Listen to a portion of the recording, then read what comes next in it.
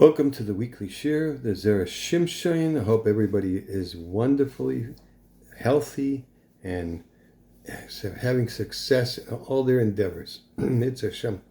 It is now or Chav Dalid Adar Aleph and Tavshin Pei Beis.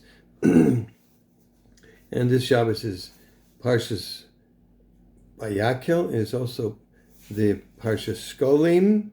It's Hashem Purim's coming soon. It's arriving, and everybody would have a very happy time. And Adar Marvi B'Simcha, even more so on this Shabbos, which is a special Shabbos for all those who come to hear the Parsha of VaYakhel. Okay, and I'm going to read this in English today because I haven't had a lot of time to prepare, and it's great. It's actually very good. Two things here are very great. So it says, VaYakhel Moshe es kol adas b'nei Yisrael v'yomer alehem ela hadvarim asher tziva Hashem la'asosem. Moshe assembled the entire assembly of the children of Israel and said to them, these are the things that Hashem commanded to do them. Okay? Rashi comments about that this assembly happened on the day after Yom Kippur, when Moshe Rabbeinu descended from the mountain after getting atonement for the sin of the golden calf. The next pasuk, Moshe commands the people regarding Shabbos. Why was the first warning about keeping the mitzvahs directly about Shabbos? You'd think it would have been about Avodah Zarah. So there are so many mitzvahs. Why was this one specifically chosen as Moshe's focus? Okay. The Gemara explains. The Gemara in Shabbos, Kuf Yud Ches, Omed Beis, that Bnei Yisrael did not completely keep their first Shabbos. And this weakness on their part was the reason that the nations would be able to dominate them later on. The Gemara further states that anyone who keeps Shabbos with all its laws, even if he worships idols like the generation of Enosh, will be forgiven. Keeping Shabbos is that powerful. Elsewhere, the Gemara points out that Bnei Yisrael would not have sinned with the golden calf.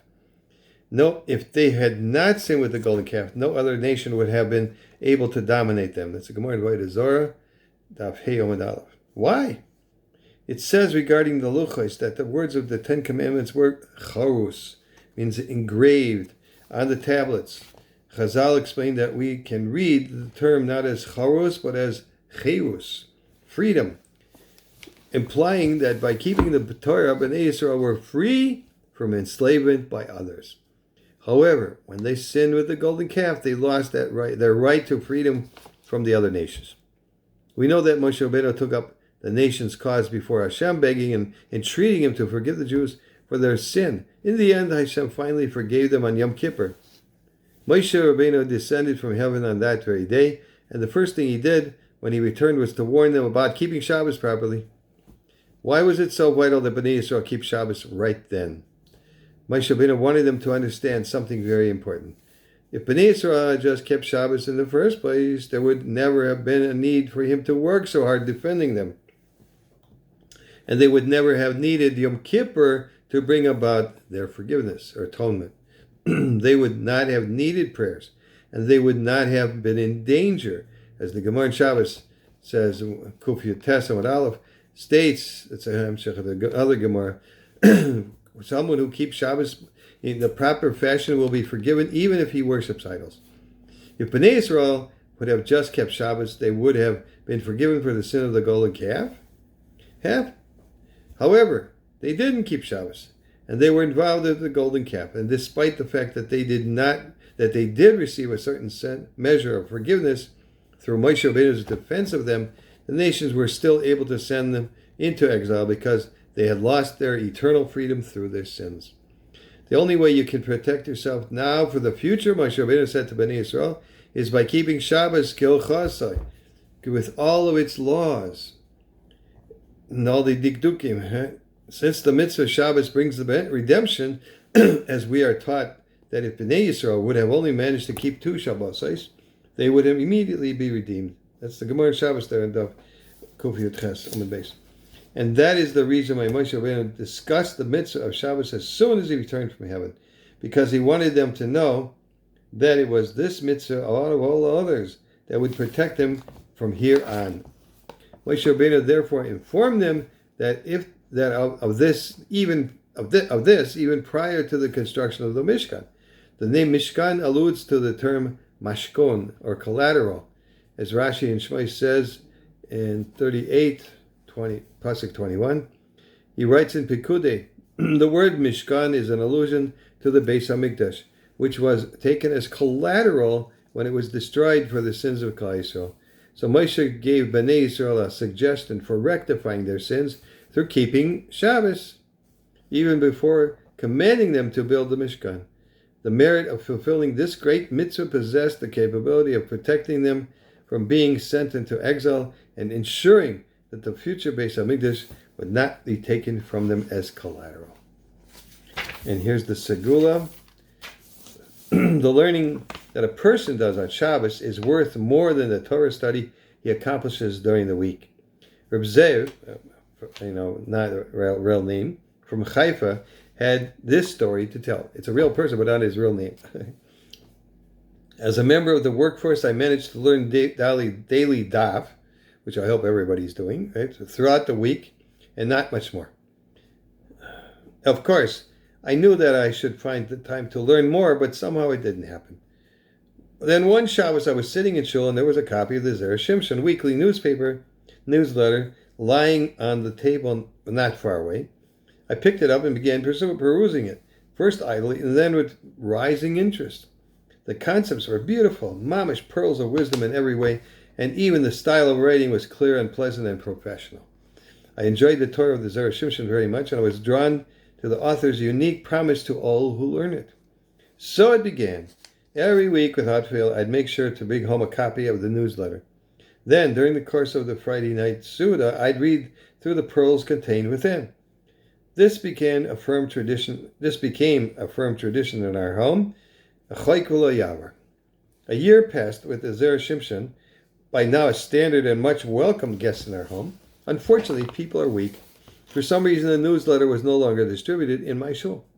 And when that happened, instead of going out and got out of my way to obtain a copy somewhere else, I just kind of allowed our precious Friday night Seder with Zera Shimshon to fall by the wayside. Time passed. One day I realized something interesting. I work as an insurance broker in a fairly large office. My take-home pay is dependent on the number of policies I sell, of course. For many years, I had been bringing home a very decent salary and had been sufficiently satisfied with my parnasa, to the point where I stopped giving thought to moving up in the company. You've done well, I said to myself. There's really nowhere else to climb. As I sat there, sunk in a rare moment of introspection, I realized that for the entire year that we as a family had been learning Zera Shimshon every Friday night, I had managed to close increasingly higher policies every month. My boss was surprised by my success. In truth, it really wasn't normal, and he couldn't stop smiling and increasing my paycheck. During the entire year, I'd enter the office in the morning, and from the second I sat down at my desk, I didn't have a moment to breathe from the sheer volume of work that was coming my way. I recalled the meetings and the phone calls and the contracts and realized how successful I'd been throughout the year, abnormally successful.